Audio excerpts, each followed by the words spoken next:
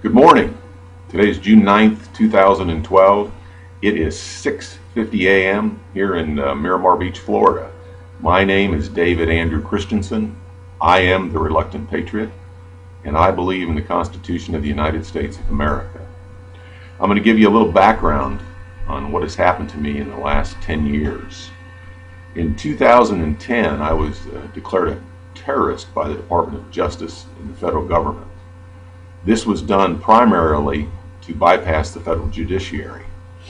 It was done because of the evidence that I had, as well as the knowledge. I possessed some DVDs of what happened in New Orleans during Katrina and after. The federal government wanted that information. I acquired it because of my background as an Air Force Academy grad and a U.S. Air Force officer. The classification had nothing to do with any violence toward our government. It never had anything to do with any threats that I had made.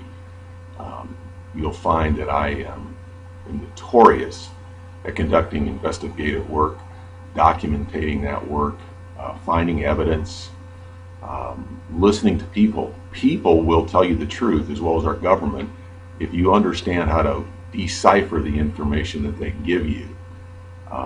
They're excellent at propaganda. They can disguise death as a birthday party for a 5-year-old. There are 5 major points that I'd like to make or have answered and pass along to you.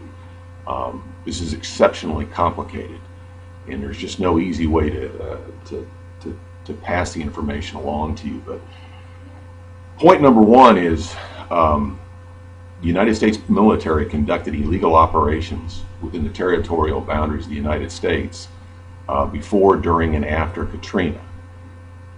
We had an entire division in New Orleans. This is in violation of federal law. The military cannot conduct operational missions within the territorial boundaries of the United States. Number 2, the United States military killed Americans. They did this in violation of federal law. They did not protect their constitutional and civil rights. They did not provide them due process. There's still a large number of people that are missing from Katrina that are unaccounted for, and there is no effort whatsoever being made to find those people. The third point, which is the most devastating, is the release of the Katrina virus. This virus is a compilation of chemical warfare contaminants that was released from CIA and DOD classified facilities in New Orleans. That's what the military was there for. Teresa McKay is married to my roommate from the Air Force Academy. She is the Director of Finance and Accounting Service for the Department of Defense. She sat at my house and told me that she issued millions of dollars in cash to soldiers before Katrina. And at the time, it didn't make sense to me. I could never understand why she would do that. But you can Google her and confirm what I'm saying. The release of this virus, it was a perfect storm. I believe, from the evidence that I've gathered, that not only did it end in the atmosphere, it went north and west to the Rocky Mountains, into southern Canada, and then east to the East Coast. If you start reading about medical calamities, things like E. coli, Bell's palsy, respiratory problems, asthma. Asthma is a good example. The CDC just issued a statement that asthma is at a record high. Well, asthma doesn't go away. Once you get it, you have it. And people don't pay attention to that. They have no idea what it means. They just go on with their business. Autism, things of that nature. We as Americans need an answer as to where that came from. There was an announcement made last week that cancer rates are going to increase 75% by the year 2030. That's 18 years from now. Item 4, the cover-up. I mean, why did the government not tell us the truth about what happened? I'm going to give you a very good example about that. Air Force One, with George Bush on it, the president flew over New Orleans and didn't land.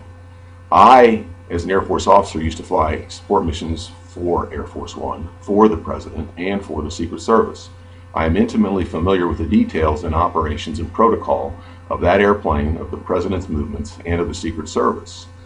All right, Belle Chase Naval Air Station was operational and secure. Let me say that again, it was operational and secure. The New Orleans airport, which is Louis Armstrong or Moynihan Field, was also a safe place to land. They could have brought the security forces in with the president within a couple hours prior. He didn't need any additional support. They made a statement to the public that the reason that Air Force One did not land was because of security. That was a lie. I mean, a blatant lie. Security was in place. I was with Ambassador Donald Ensenat. He is George Bush's roommate from Yale, and he was his director of protocol for the State Department, and he ended up being the ambassador to Brunei. We were talking one day, and he confirmed, because I said it was odd that he didn't land, because it wasn't true, and he confirmed the reason Bush didn't land was they didn't want to take a chance on infecting him and his staff. Let me say that again. Bush did not land in New Orleans after Katrina because they did not want to take a chance on infecting him and his staff. Item 5, and this gets further along than I want to do right now, but the BP oil spill, if you read on that, the explosion on the rig, there's no accounting for it. The evidence that I developed is that the United States Navy was conducting a salvage operation. They were doing something they shouldn't have been doing in the Gulf. The ship was carrying chemical warfare contaminants. There was an explosion. It traveled underground and up the riser on the rig. If you read the first page, there's a book currently out, I believe it's Run to Failure. It clearly talks about how the sensors didn't pick up on anything. And as you may or may not know, explosions underwater and in the ground, like a tsunami, can travel faster than the speed of sound. That's it for today. I've exceeded my time. I wish you all luck. Please pass this along to everybody that you know. Let them make the decision on their own, but we need an accounting from our government. My website is www.persimmonpublishingus.com. My contact information is there. I currently have 2 books. Incoherent as they may be, they are factual and documented. One is the United States Supreme Court and the Katrina virus, and the other one is An American-Born Terrorist's Emails to the Department of Justice. Again, my name is David Andrew Christensen, and I am the Reluctant Patriot. Thank you.